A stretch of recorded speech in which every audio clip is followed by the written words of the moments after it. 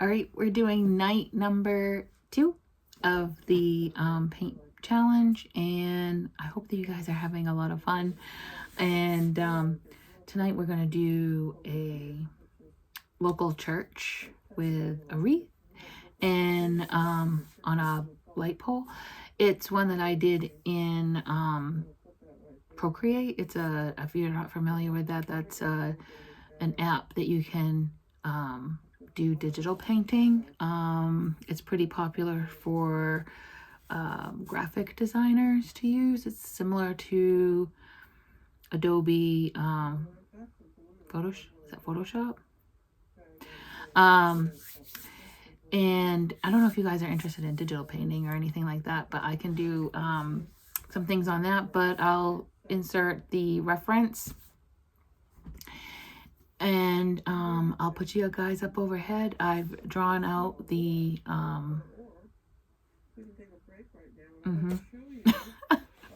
I've drawn it out on the, I'm gonna do it in my sketchbook because it's the same size as an 8x10 canvas, and I like to have things in my sketchbook that I paint future paintings from and drawings from. It's all the hard mental stuff's already taken care of, and I use my sketchbook paintings and drawings and references all the time to continue to make paintings.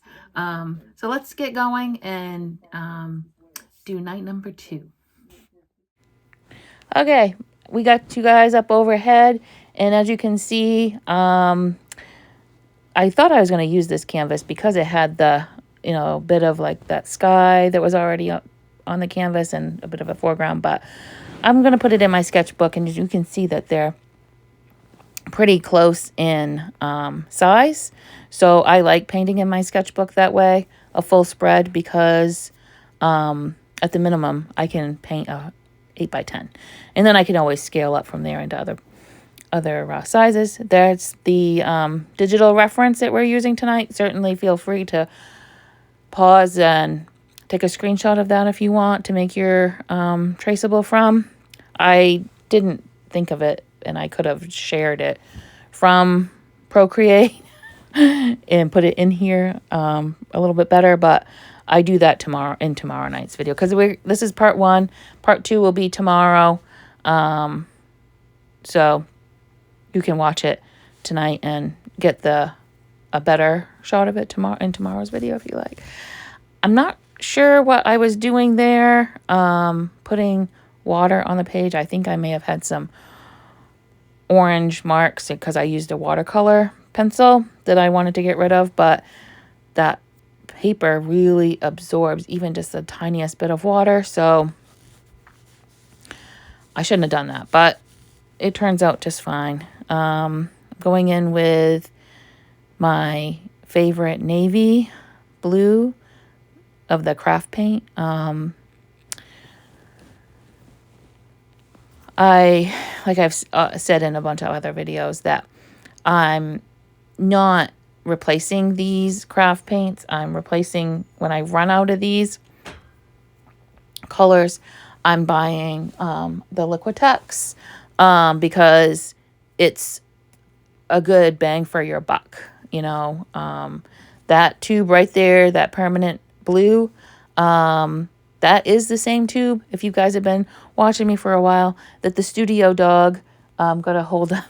And it has some holes in the tube, but it still works just fine. I'll link that video because that was pretty funny. That's like under $10 for that big tube, and it's like almost 8.5 ounces or something like that. So I think that's a good bang for your buck. You can get them cheaper at Hobby Lobby than you can on Amazon, just so you know. But, sometimes paying free shipping with Amazon and not having to go to the store. I get that. I totally get it. And if I have other things that I'm ordering, stick that in your cart. I'm going to link that in the description as well. that's a good color too. That permanent blue. I like that. I like that color. But we're making a night sky and just using that lighter blue down towards the horizon and around the lamppost.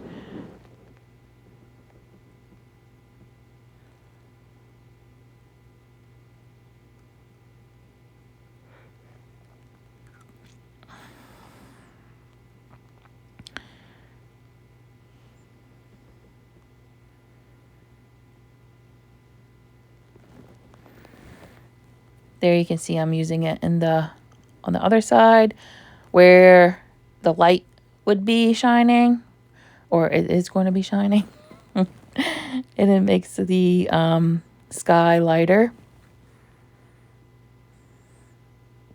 But I also like to, if you can see, I brought some of that darker navy color onto the right side of that lamppost into the lighter blue, because I don't want it to stop at the lamppost and create a weird, like it stops at the light post. What do they call that? A tangent? No, I think I just used the wrong word. But so you want to carry it over on the other side so that it doesn't create a weird, stop.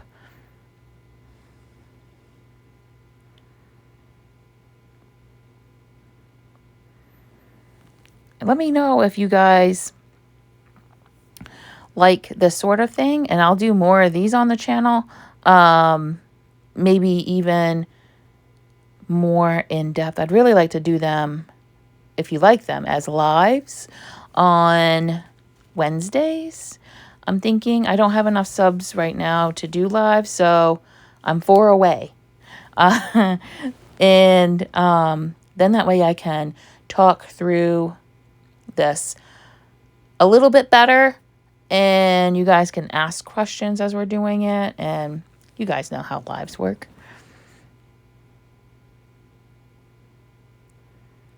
You can see I like to clean my brush off before I put it in the water, and I like using just another piece of paper or a canvas, and then I don't feel like I'm wasting paint. That canvas, I was looking at that today, I'm thinking I might do a cardinal on a branch, and I'm going to use the abstract painting of the cardinal that we did last year in the paint challenge, the 12 days of Christmas paint challenge. Go check that out. I'll also link it here. That was a lot of fun, and I really love how it turned out, but I think I'll do it in acrylics. I might even do it in watercolors. If you guys prefer me doing more watercolors than acrylics, also let me know. I'll do either. I'll do both. If everybody likes one medium over the other, I don't mind just doing one medium, but just let me know what you guys like. That's all. I like them all, so it's not going to hurt my feelings. And I'm going to try to figure out where I'm going with this channel, because I've got I'm still pretty new and I don't have many subscribers, so I'm just kind of like trying to feel my way around, and I'm thinking that I would like to do more lives and doing it that way, and maybe like a tour or a sketchbook tour or in a video vlog maybe once in a while. But again, I'm not sure if people like these. They seem to. Last year these videos did pretty well and people liked them. The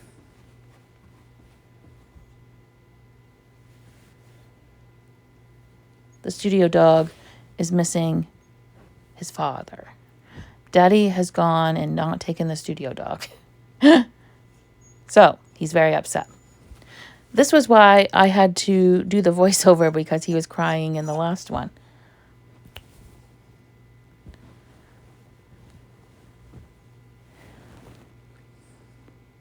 Going in and painting that bush in front of the church.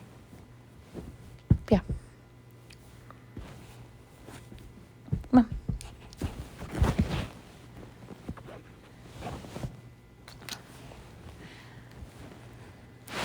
It's hard for me to tell what I'm doing actually because the recording bar covers half of the screen. So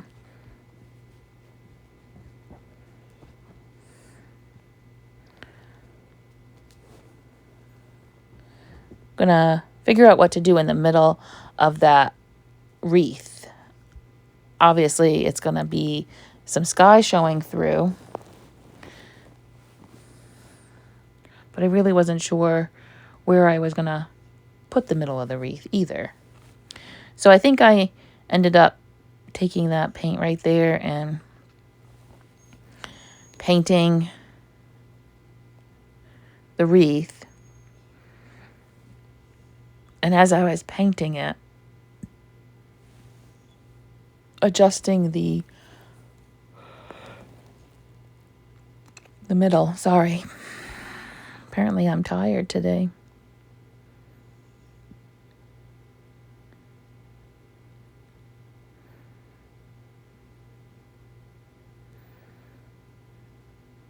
That's the dark thicket color, and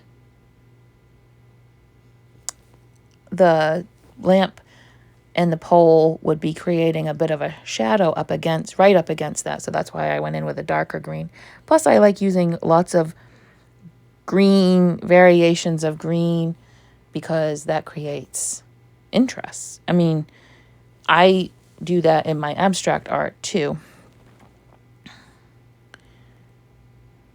Not that this is super realistic.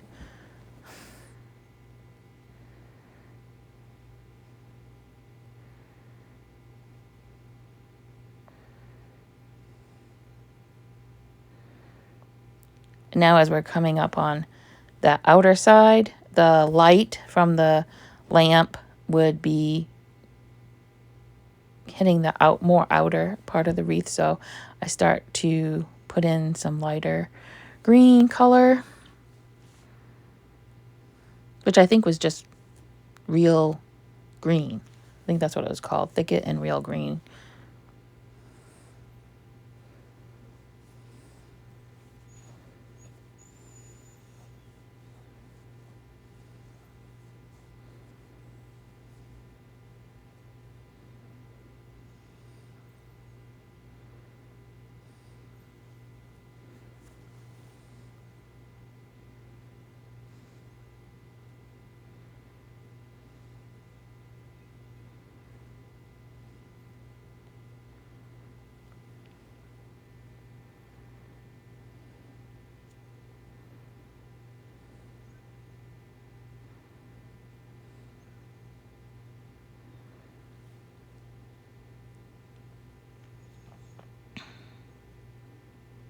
Even on the outer side, I'm going in with some darker colors because there's going to be shadows in between the boughs, and vice versa. Putting some lighter green in the darker shadowy areas too, because there's still going to be a little bit of light hitting on that in the shadows too.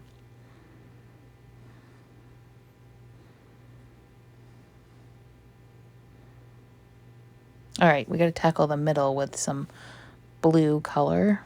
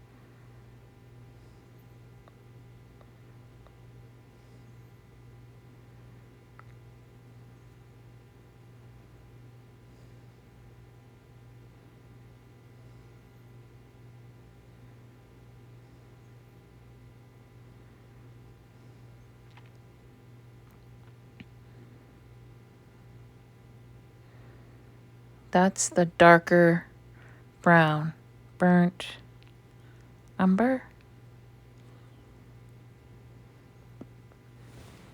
Because I don't want to use black.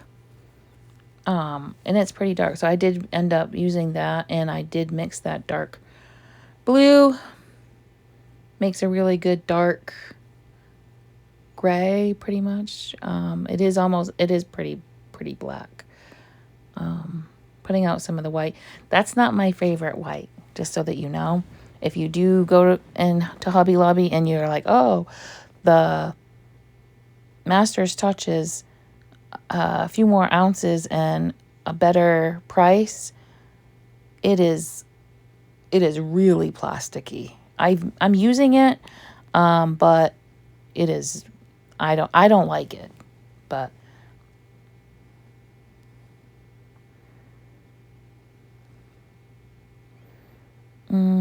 what are we doing?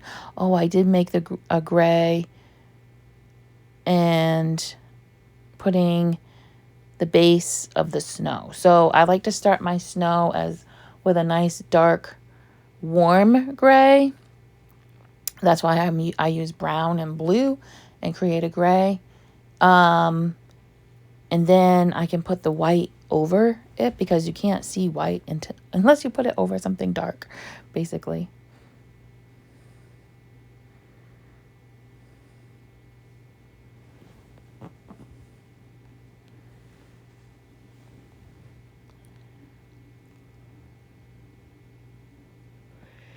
But that is my favorite mixture. Any brown color and a blue.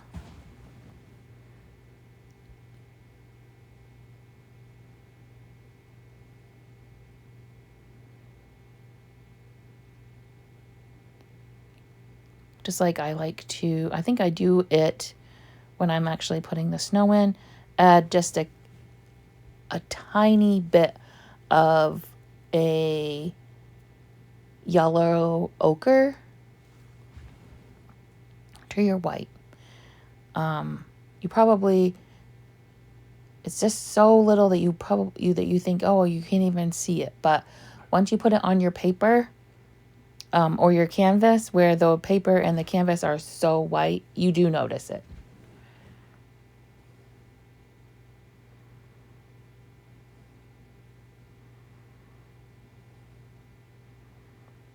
I'm using that gray and starting the roof.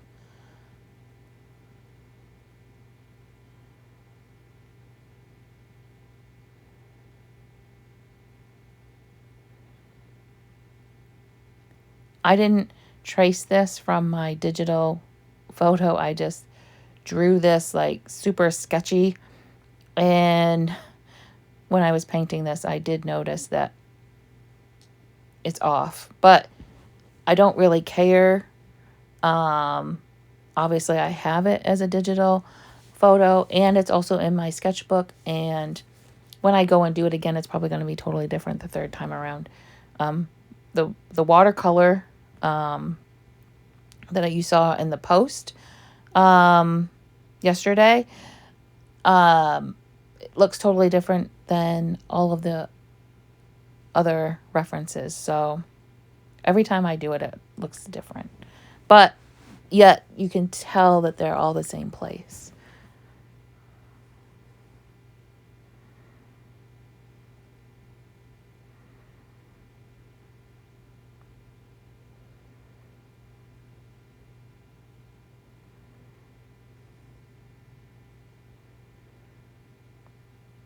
Adding in shadows on the steeple. I am really tired. I can't stop yawning. Sorry.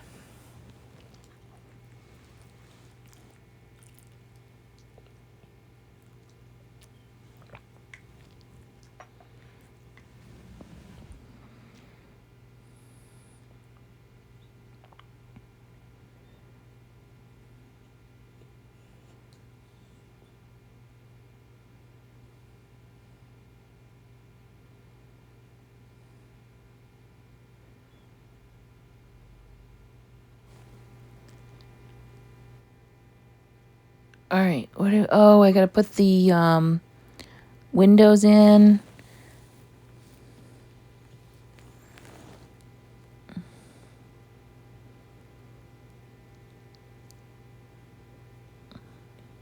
We just do a lot of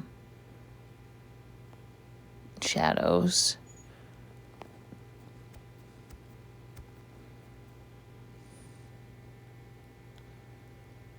Because then I'll paint the white over that. I decided that I needed to make that tree quite a bit bigger.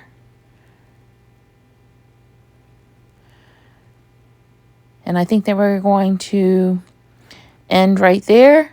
And I'll see you tomorrow in the studio. Until then, stay messy, playful, and wild.